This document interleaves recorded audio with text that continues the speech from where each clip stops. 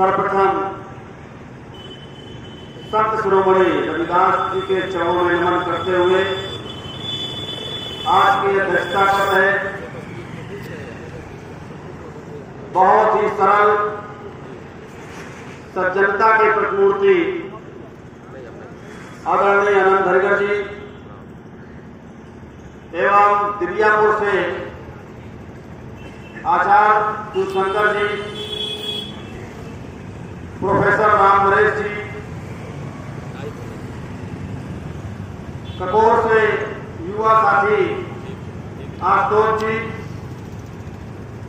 Advocate principal जी और हमारे सम्माननीय अनिल शर्मा जी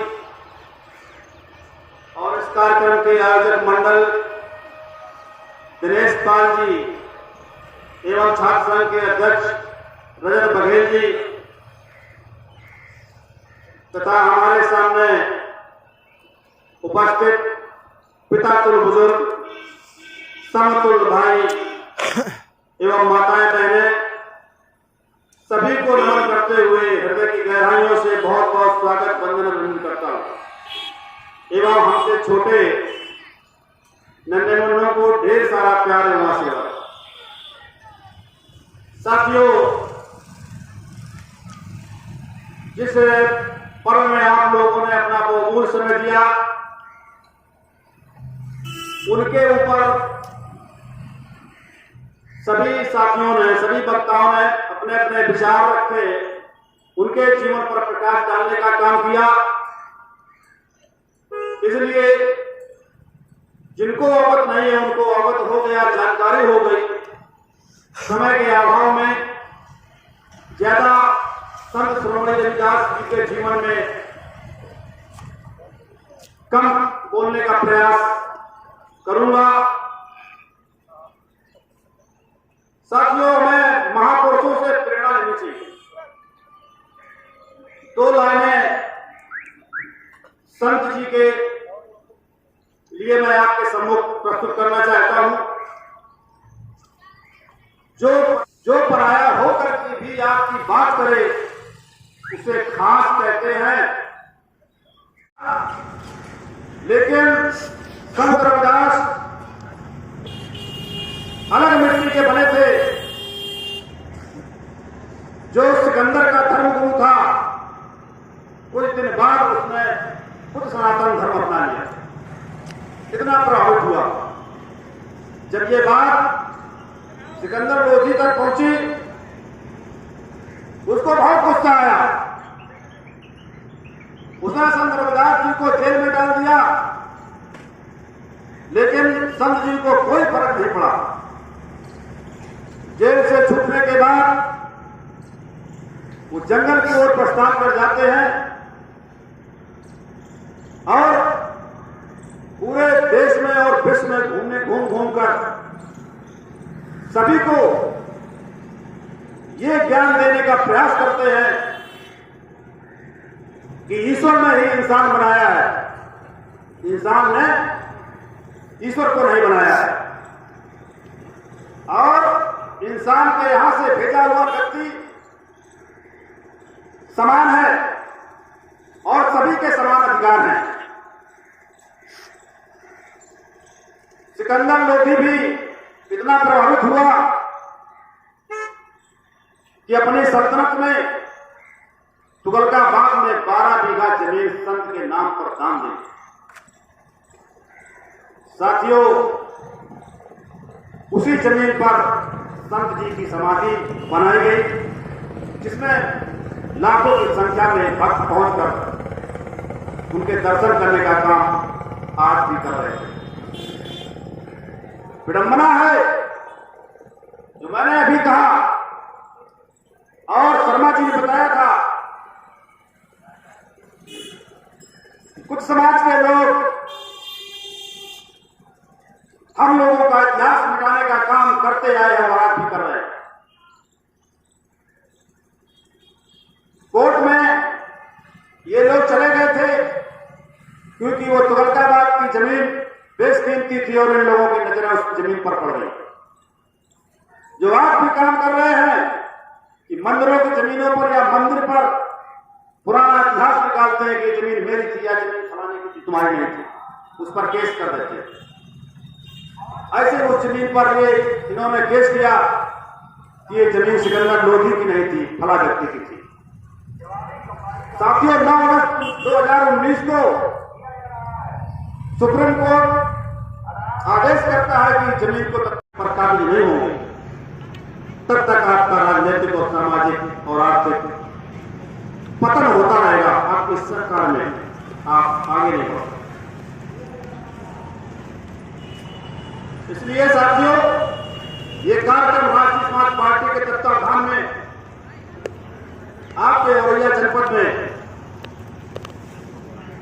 किया जा रहा है। हमारे पार्टी के संस्थापक राष्ट्रीय अध्यक्ष राष्ट्रनायक माननीय महादेव जानकर साहब आज से नहीं, जब से पार्टी गठन किया तब से स्वराज इंडिया कनेक्ट अभियान के तहत पूरे देश में महापुरुषों को जोड़ने का काम जब कोई धरती पे कर रहा है, वो राष्ट्रीय समाज पार्टी कर रही है, उसका नेतृत्व माननीय महादेव जानकर साहब कर रहे हैं। अब मैं थोड़ा जानकर साहब के जीवन में परिचय डालना चाहता हूं। जिस धरती में जन्म लिया है हमारे राष्ट्रीय अध्यक्ष जी ने, वो धरती महापुरुषों की है। महाराष्ट्र का सतारा जिला पड़ता है, जहां ज्योतिबा फुले जी ने जन्म लिया था और सावित्रीबाई फुले हुई थी। उन्होंने समाज के प्रति क्या किया, इसलिए उन पर चर्चा नहीं करेंगे, समय कम है। लेकिन ये मैं आपसे वादा करता हूं, उसी धरती से निकले हुए महापुरुष माननीय महादेव जानकर साहब जी हैं, क्योंकि इन्होंने संकल्प लिया है लाखों की संख्या में जनता के सामने संकल्प लिया था कि मैं जीवन अविवाहित रहूंगा, शादी नहीं करूंगा, घर नहीं बनाऊंगा, गाड़ी नहीं लूंगा, अकाउंट नहीं खोलूंगा। आज 28 साल हो गए इसी संकल्पना के साथ बराबर आज भी चल रहे हैं। 13 प्रदेशों में पार्टी का संगठन चल रहा है साथियों। बराबर वो कहीं आज महाराष्ट्र, कहीं गुजरात, कहीं कर्नाटक, कहीं गोवा, कहीं उत्तर प्रदेश, कहीं मध्य प्रदेश, कहीं बिहार में मिलेंगे। आप जब भी फोन करेंगे अदर स्टेट में मिलेंगे। इतना त्यागी पुरुष हमें नहीं लगता है कि इस भारत देश में कोई दूसरा, ये मोदी जी ने भी मंच के माध्यम से कहा। साथियों, अगर शादी की होती, परिवार होता, तो शायद इतना संघर्ष न कर पाते, क्योंकि वो काफी बंधन में बना होता है। पार्टी चलाना कोई आसान काम नहीं है। बड़े बड़े लीडर नहीं पार्टी चला पाए। माननीय कल्याण सिंह जी ने पार्टी बनाई, उमा भारती जी ने पार्टी बनाई, अमर सिंह जी ने पार्टी बनाई, लेकिन पार्टी बनाना आसान है, पार्टी को चलाना बहुत बड़ा है। कुछ हमारे समाज के लोग पार्टी बना करके समाज को भ्रमित करने का काम कर रहे हैं। लेकिन मेरे प्यारे सम्मानित साथियों, आपको वाक करना है कि आपको सफल व्यक्ति के साथ रहना है, कि आपको उस व्यक्ति के साथ रहना है जो एक उत्पटान न बना।